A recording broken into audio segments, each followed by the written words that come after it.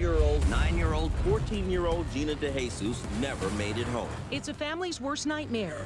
A son, a daughter, a loved one. We're doing everything we possibly can to help you. Gone without a trace.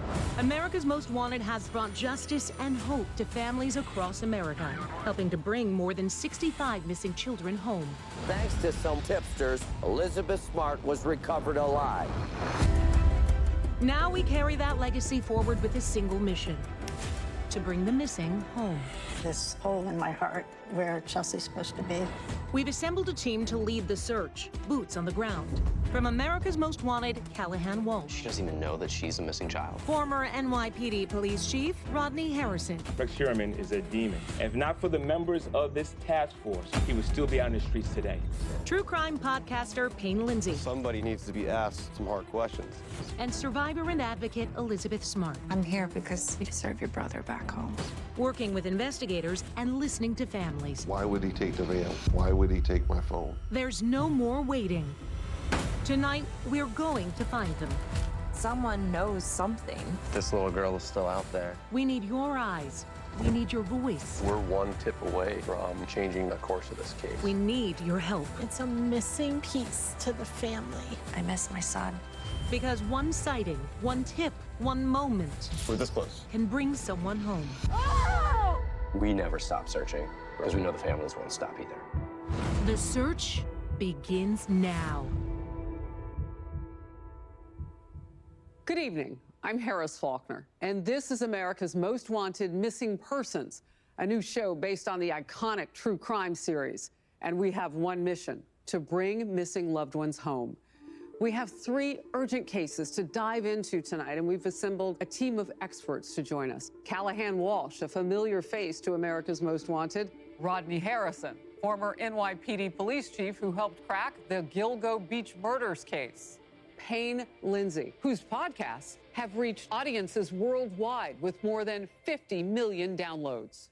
Let's start, though, with an exciting update on one of the cases we covered last week. Daniel Robinson, a young man who went missing in the Arizona desert in June 2021. Payne, what's the update? The police have officially re-engaged in this case. There's been a new search, there's been a new witness, and also the evidence that David held onto in that storage locker for years is being retested. And amazing. It's big news, and this is momentum that we want. It's why we do this. Ah, great work. And it's a step in the right direction. Well, and there's more good news to tell you about. Gabby Petito's father, Joe Petito, actually went to Arizona to help Daniel's father with his search. And we'll see Joe right here in studio next week. And by then, we hope to have even more updates to give you. There's movement in this case, and that's a positive thing. Oh, all good stuff. Well, let's get you to our first case for tonight. And I have to tell you, this one really breaks our hearts. Dane Elkins was a star student, the oldest of 4 children. His mother believes a mental break may have led to his disappearance. We have good reason to believe Dane is still alive. But time is of the essence. Watch. We're going to where Dane went missing. This is Dane's car I'm driving today. In December of 2020, college student and former racquetball champion Dane Elkins left his car behind and has disappeared off the map. It's still a mystery. He vanished. There are so many awards in here. Dane is the oldest of 4. It's a missing piece to the family. As a kid, we go to tournaments, we travel together. He made Team USA multiple times. I made Team USA for him. He was my role model. He was the person I looked up to. Most of the time, he was completely normal. But during the pandemic, something was wrong. The last time I saw him, he showed up as a surprise. 4 in the morning, the door's open, and his phone's in the trash. His jeans are in the trash. He left this book. This whole book's just question marks. It seems like he thinks people are out for him. Reading it back, it's a completely different person. For the next 6 days, Dane just drove up and down the state. And he'd say, I'm gonna come home. And then as soon as he'd get close, I can't, there's targets on me. Mind we come in? I filed a missing person report. So here's his VIN number. Like, how long does it take for you to trace the car. That could be very instant. On December 21st, close to Castilla, California, he made one last Snapchat. The CIA's made up of 12 people, the 12 keepers of all the secrets. If you don't want to do whatever they want you to do, then they kill you. They found his car. I was hysterical. A search team formed, but the search dogs lost his scent 500 feet from the car. We're pretty sure he hitchhiked. Yeah, he went missing here. No trace of him. He ditched everything, phone, wallet. The officer came back to give me this wallet, like this is all we have. That was the lowest point in my life, that I got so close to getting him home, and I knew at that point when they told me his car was empty that I may never see him again. I have a little letter I wrote for him. I have some flowers. It's just a lot of pain being back here. There have been sightings. We put that on the news. He's been seen in Bakersfield, in Mojave, Oakdale, in Santa Cruz. All reported sightings of him have been on the street. He may be living out of a suitcase. Someone has to know where he is. Please come forward. The hope is the same. I want to find my son Dane safe. I mean, his state of mind tells a story of its own. The Snapchat video is very telling. It is. Basically, the CIA's made up of 12 people, right? The 12 keepers of all the secrets. If you don't want to do whatever they want you to do, then they kill you. So... I mean, we have to remember, this is his reality right now. And so he left his family because he thought they were in danger. He's doing what he thinks is the right thing. What's scary is that he didn't just disappear, he really kind of erased himself.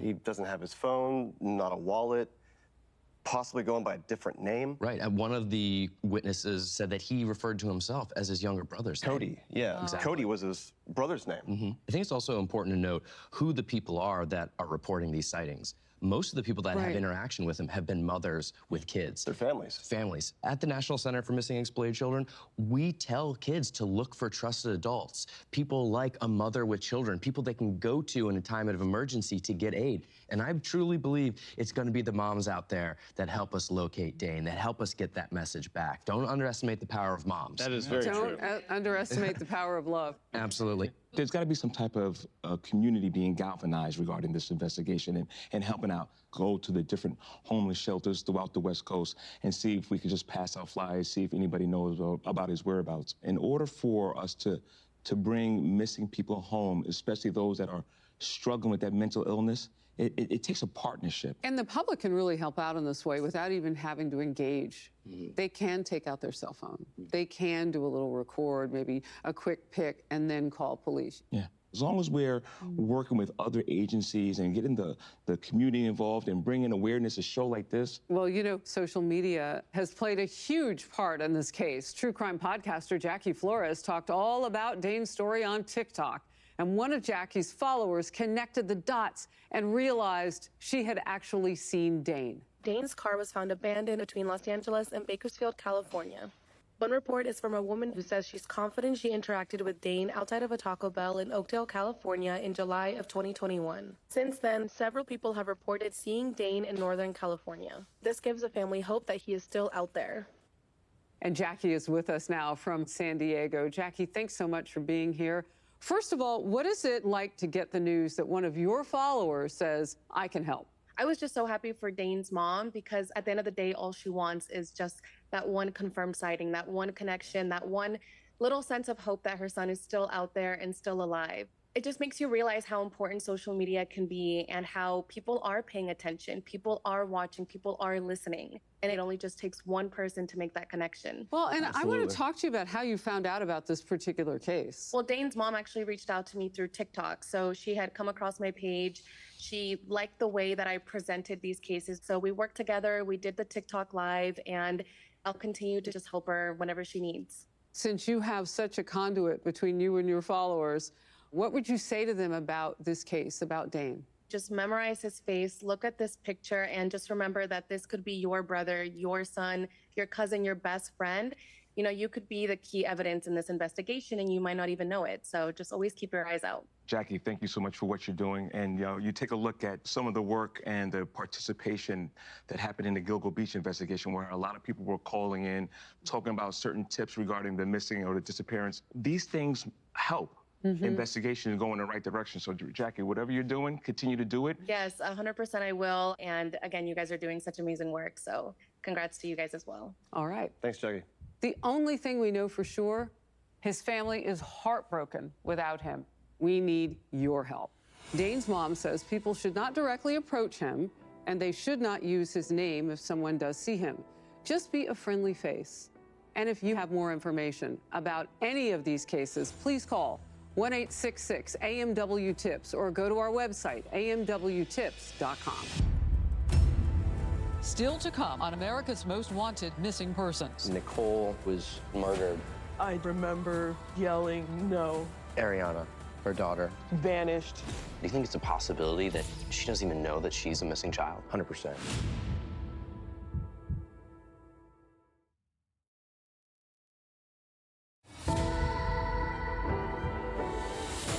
Welcome back. Our next two cases are about missing children who we believe are still alive.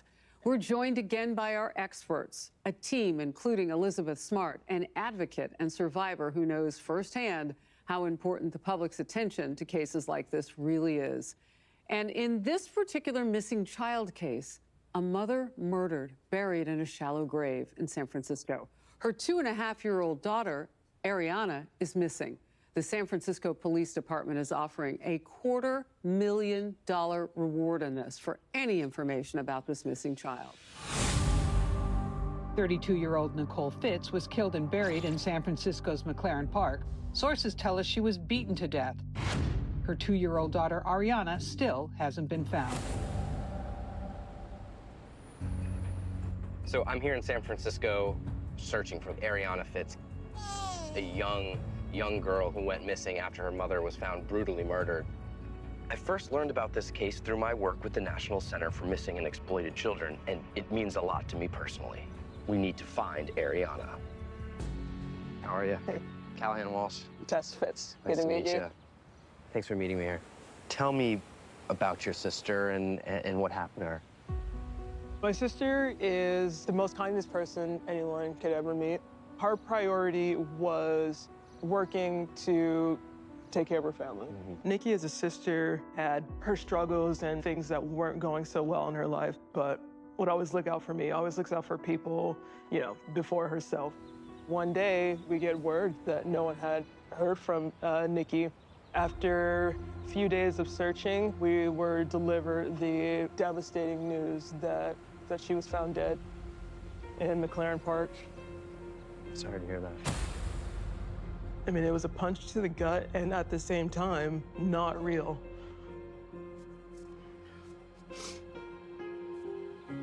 And Ariana, her daughter, where was she at the time? Vanished. So you're not only grieving the loss of your sister, but desperately searching for a missing child. Desperately searching for her. Do you believe that she's still out there? There is hope. 100%. We need answers. We need to bring her home. There was a period of time where my sister was living at a shelter as a result of just how expensive living was. It was there that she met Lemasani. Lemasani Briggs was a street pastor who met Nicole and her daughter in a San Francisco homeless shelter. My thing is that I help people. Briggs passed away in 2021.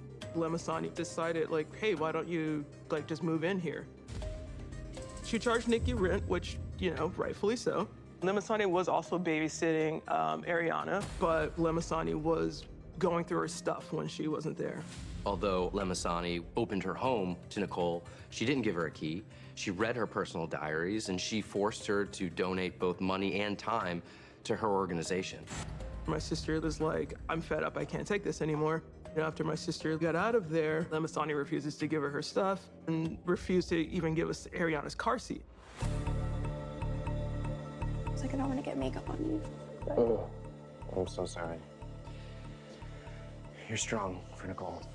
I have And to be. Ariana. I met Nicole working at Best Buy. I knew something was wrong. And the first thing I said is, just come stay with me. Nikki changed babysitters from Lemasani to Lemasani's nieces, Cielo and Helena, with Devin Martin. She was paying them around like $600 a month to watch Ariana because she was with them so much.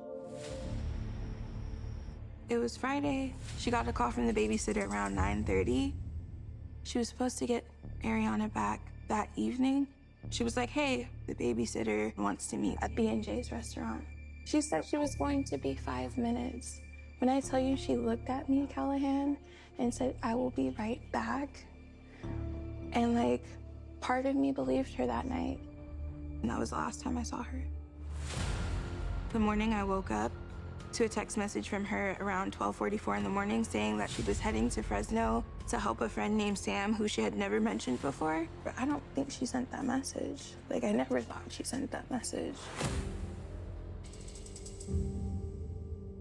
I get a call from a detective, and I just remember just yelling, no. Like, I didn't even give him a chance to say the words.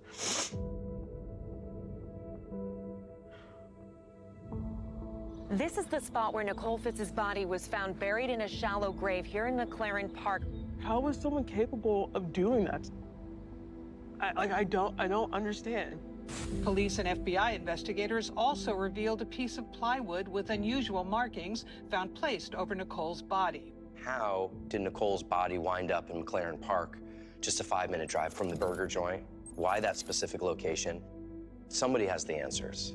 Prior to Nikki's death, Lemasani was just sending like angry texts to Nikki. Like, the one that I remember most distinctly was, bring my baby back to me.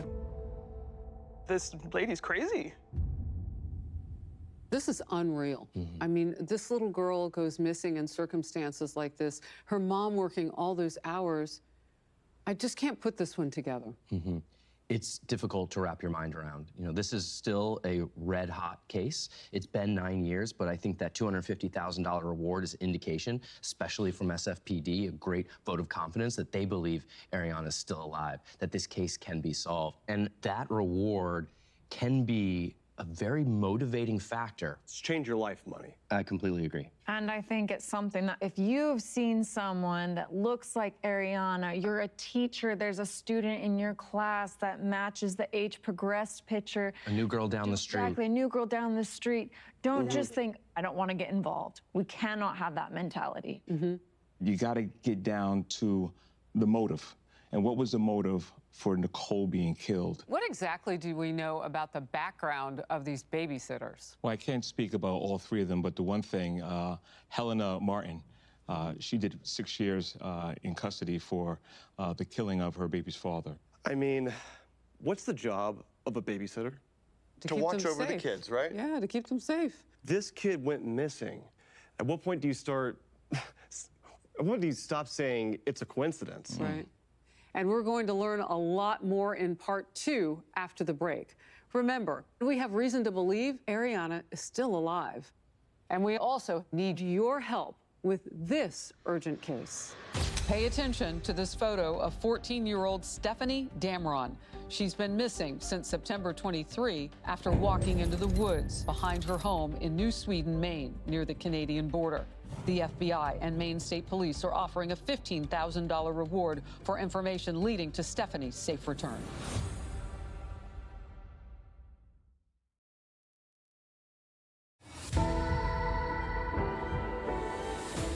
In part 2 of our story, the question becomes, who saw Ariana last? We need your detective work on this one, because Ariana is likely still alive. And if we find her, we may also find out who killed her mother. Take a look. It's just such a tragic case that this mother has been found dead and Ariana now missing. Right now, all I have is a picture of Ciolo, Devin, and Helena. I don't know where they are, and they did deny any wrongdoing, but I do need to find out more about them. Helena told a neighbor she's being targeted unfairly because she has a criminal record. She served 6 years in prison back in 2001 for killing the father of her child. We understand she was last seen with you? I'm on my way right now to the FBI's headquarters here in San Francisco. I want to hear the FBI's theories. Nothing is adding up. Can you tell me what the current state of the investigation is? This case has been very much an active investigation for us. Open since, the day we were notified that she was missing. The babysitters were likely the last people known to be in contact with Ariana. Were you able to contact them? We were able to interview Helena Hearn and Devin Martin. They came into my office voluntarily on 2 separate occasions, and then they stopped coming in. They left the area. We do believe the individuals who were in the Bay Area have since relocated to Las Vegas. So we've targeted the Las Vegas area with billboards and an information campaign. The reward is up to $250,000. Ariana would be around 12 years old now. Do you believe that Ariana is still alive? Absolutely. We have nothing to believe otherwise in our investigation, and we want to bring her home safely. Do you think it's a possibility that she doesn't even know that she's a missing child? 100%, yeah, I would say she might not even know she's missing herself. What do you want the public to know? Nicole Fitz worked very hard to keep her family united and was murdered and buried in a shallow hole in a public park in one of the wealthiest cities on the face of this earth, San Francisco. And her daughter is missing, and to speak frankly, the community should care about this case. This is the part where her body was found. Yeah. Are you okay being here? It's tough being here. There's a $250,000 reward for information that leads to the whereabouts of Ariana. Anybody out there who has information, come forward.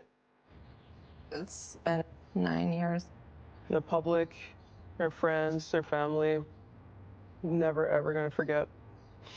And there's so many people who I know now who I wish got to know her as well. I'm just asking the public to please first remember the brutal injustice that happened when my sister was killed and her daughter was abducted. Be on the lookout for Ariana, and also for anyone who knows anything, please provide information.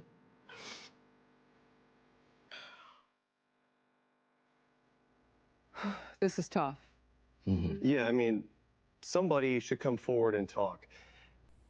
People know what happened. That's definitive here, in my opinion. Yeah. I want to pull up the text message that was sent. There are so many red flags with this text message alone. I'm with my daughter. I don't think Nicole is somebody who refers to her daughter as my daughter when she could easily say Ariana. And I'm not gonna lie, my first thought was, I wonder if it's someone else on the end of that line. Also, this is Nicole's Facebook account, posted the day after she was last seen. Spending time with my 3-year-old, need this break. So, 2 things I noticed right away. First one is they misspelled break.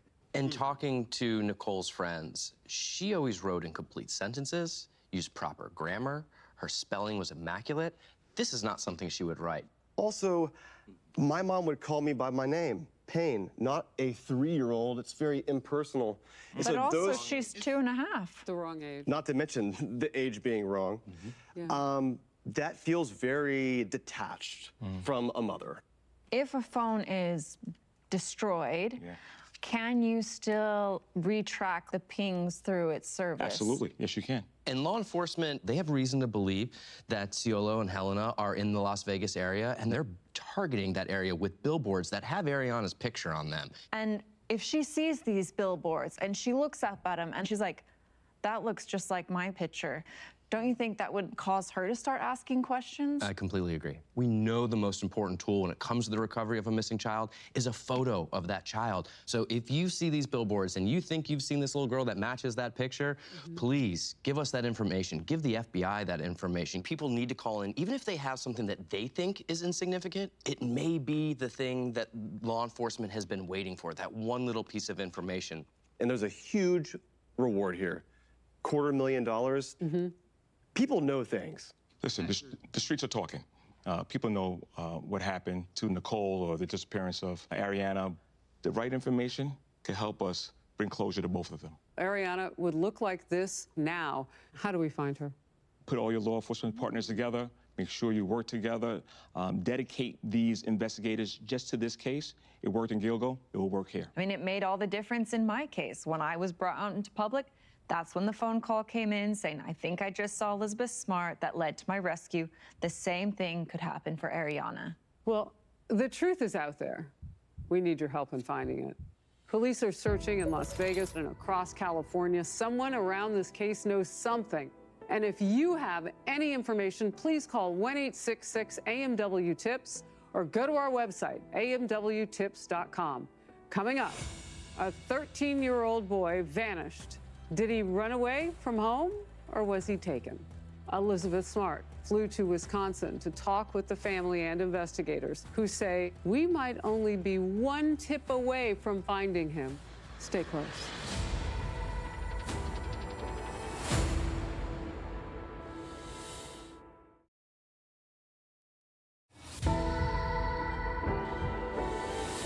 Welcome back. 1 year, 10 months, and 23 days. That's how long James Yablonsky has been missing. And James was just 13 years old when he vanished in June 2023. Our Elizabeth Smart went to Wisconsin where James was last seen. His family desperate for any help, and Elizabeth offering hope in their time of need. Every year, over 600,000 people go missing. James Yablonsky has been missing now for almost 2 years.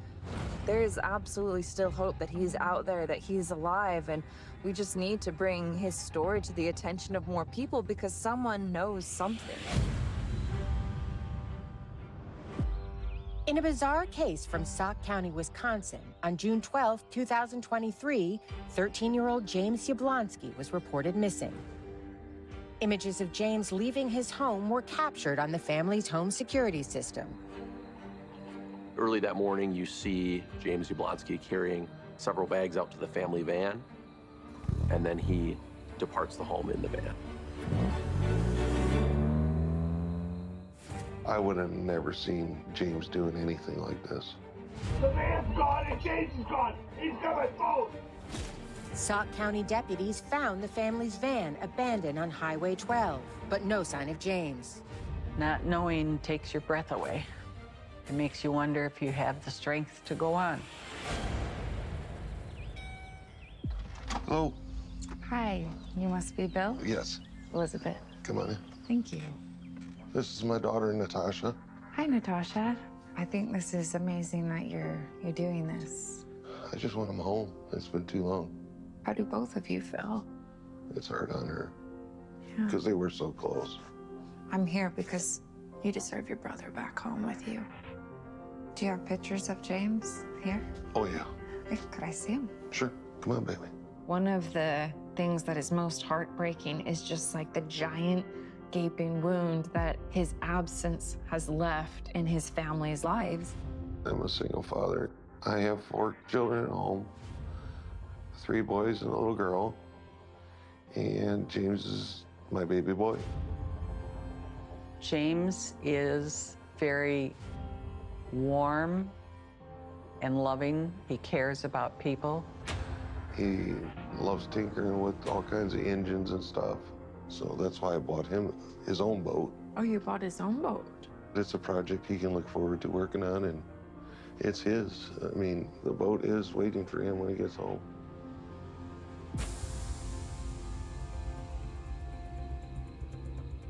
When police get called that morning by Bill reporting James is gone, the van is gone, his phone is gone, the police realize, actually, they have already had a hit on the van. Walk me through what happened. A patrol deputy had come upon an abandoned vehicle along the side of US Highway 12, tagged it at about 4:40 a.m. that morning, and then the missing call from Bill came closer to the 8 o'clock hour. The van was left on the side of the highway. There's really nothing in that area. Where did James go? What was unique is Bill was missing his phone. And so one of the steps we took right away also was to get location information on the phone, what we call a ping. And in this case, the ping was coming back to the area of the van with a large radius. We go up into the woods and we ultimately locate a duffel bag and then a backpack. The police do actually bring canines to the scene. And James' scent is with the belongings, but they can't find his scent in any other direction. Was he really the one that brought the belongings there? Or did he stop somewhere prior and get into a different car? Maybe someone else brought the car and abandoned it and then left the belongings up there. There are just no definitive answers whatsoever. Do you think it's possible that someone else came and dropped James's things there? That is still a possibility. His route that night, did it show anything other than his home and the location where the van was found? The van starts out at Bill's residence, then it travels up and stops at a location outside of Wisconsin Dells, and that is Bill Yablonsky's business. In talking with Bill, he informed us that he was missing a handgun that had been stored at his business in the Wisconsin Dells area. So it is a possibility that James went to his dad's business that night to retrieve a gun? I thought I had it come unglued that morning when he was missing, but that was even worse. I just couldn't figure out what James was thinking. Is that why James went to his dad's business? Was he meeting someone there? Did James take that gun? You know, Elizabeth, you spent some good time with the people who worry most. I mean, I was most touched by his little sister, Natasha. Beautiful little girl, just missing her big brother. To me, it seemed like they were incredibly close. There's such a hole that he has left in his family. That little girl wants to see her big brother again. Yeah. Well, the video of James leaving the house must have been so hard for his dad to see, but it could offer real clues. Well, it's clear that he's got not only a backpack, but 2 duffel bags. In the initial hours of the investigation, it seemed like he had left the home on his own volition. However, if this is a grooming or luring situation, that really is a dangerous situation for any child to be in. I agree. I've felt sad and scared as a 13-year-old boy before, and I'm hoping that someone didn't take advantage of James's vulnerability here. In part 2, law enforcement officials weigh in on his case. Plus, a cryptic video James allegedly posted to social media. Stay with us.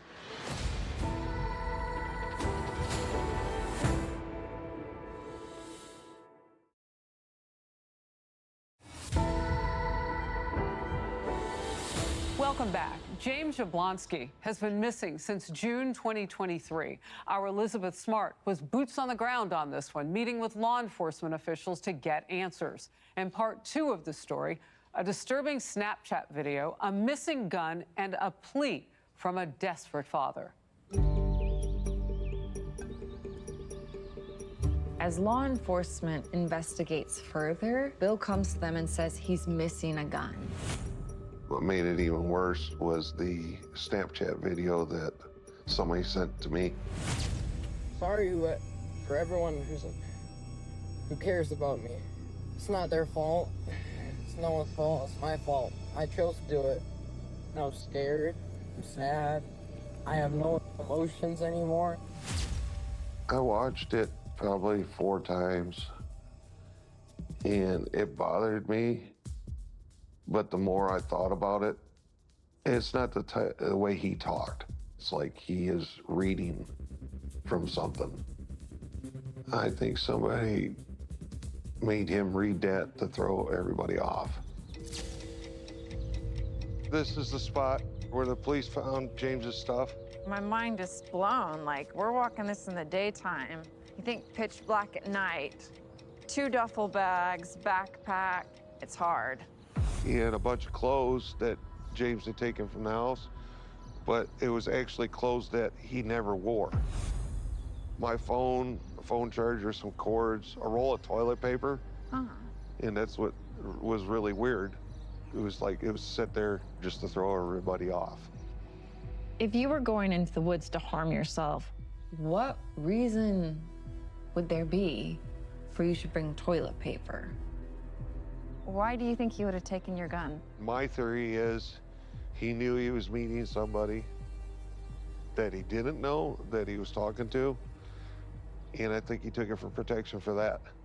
James played online games, and I think he met somebody through one of those games. Unfortunately, predators go onto these gaming platforms to find vulnerable victims. Does this place make you emotional being here? It tears me up inside that he's not here right now. I just want him home. I don't think he's out there by himself, but I think there is someone out there who does know something, and I think James is alive. So tell me about this boat. It's a project boat. It doesn't need a lot of work, but it's something that we can do together. I've always tried to be the best father I can with James. I just feel like that maybe there's something that I did wrong to push him to leave. If he knew about the boat, he would be excited about it. Oh yeah, because he loved to fish. I don't know if it's being hard on him, wanting him to do better than I did, not make the same mistakes I did. James was a strong-willed kid. If he thought something was wrong, he would tell you. I think hope is so important. Like for me, it was knowing that my family loved me unconditionally that gave me the hope to survive.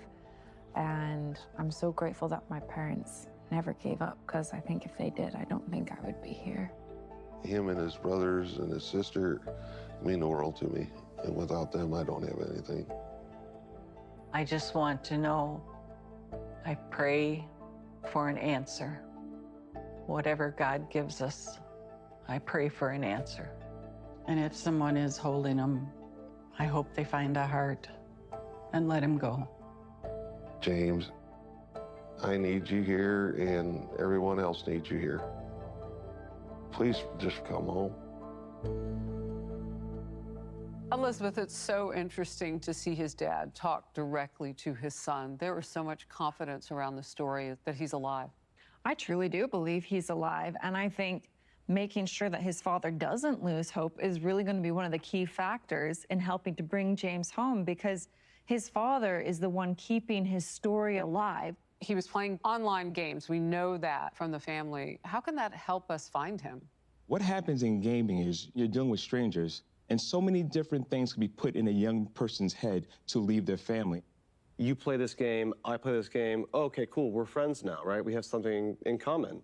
That invites and opens the door for someone who might not have the best of intentions to already gain that trust with James. So I'm a mom of 2 teenage girls, and you hope your kids are telling you everything. You think you know them and where they might go online. But the truth of the matter is you have to stay locked in on them. What's unfortunate is Rodney's right. At the National Center for Missing and Exploited Children, we operate the cyber tip line. We had over 400,000 reports of online enticement last year alone. These and are that's just what's reported. That's just what's reported. If this is a case that he was lured from the home, the person that lured him might have come up with a plan with him and shared that plan that we're going to go camp and we're going to go hide out in the woods. And James might have found out very quickly that that wasn't the plan at all. The campsite where his clothes were found, it looks like the end of the story. But I wonder if that was actually just the first stop.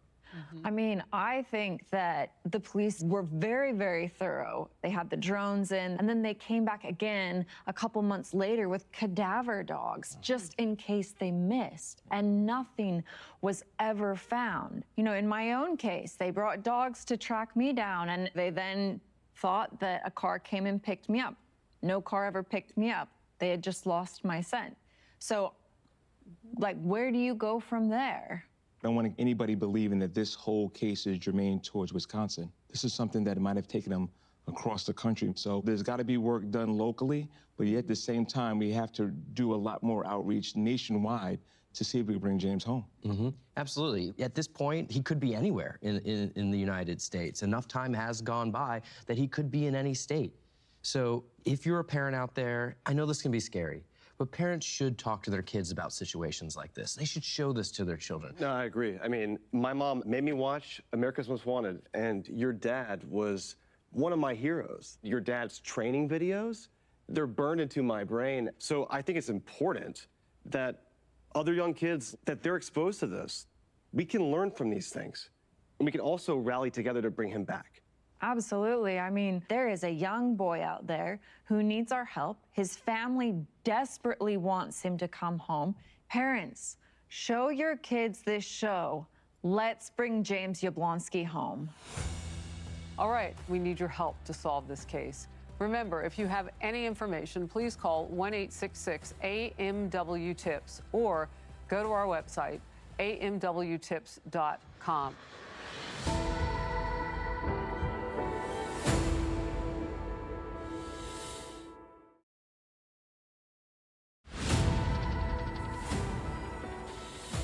Welcome back. Take a look once again at these faces and some of their unique traits. It's up to us to keep searching for them. There is good reason to believe they are all still alive. Dane Elkins has been missing since 2020. He is about 5 feet 11 inches tall with brown hair and green eyes. His family is heartbroken without him, and they are counting on us to not give up the search. Ariana Fitz vanished in 2016 when she was just 2.5 years old. Thanks to age progression photo technology, we believe this is what she would look like now. Authorities are honing in on Las Vegas, the Bay Area, and Southern California. James Yablonsky has light brown hair. He's about 5 feet 11 inches. Investigators say they are so close to changing the course of his case. Study their faces, go online, ask questions. You can bring them home. I want to thank this incredible team: Callahan Walsh, Rodney Harrison, Elizabeth Smart, and Payne Lindsay. Remember, our mission to bring loved ones home is just getting started. I'm Harris Faulkner, and I want to thank you for being with us. Stay close, because we will make a difference together. Next week on America's Most Wanted Missing Persons. I found it very odd that she had 2 flat tires. Chelsea did run into a lot of people. Maybe she ran into one that wasn't good. He starts screaming, "Stop, Terrence!" Next thing I know, he's running off the side of the mountain. This guy's long gone. Savannah Hale's case, there are numerous possibilities, whether it's suicide, whether it's foul play. She just vanished.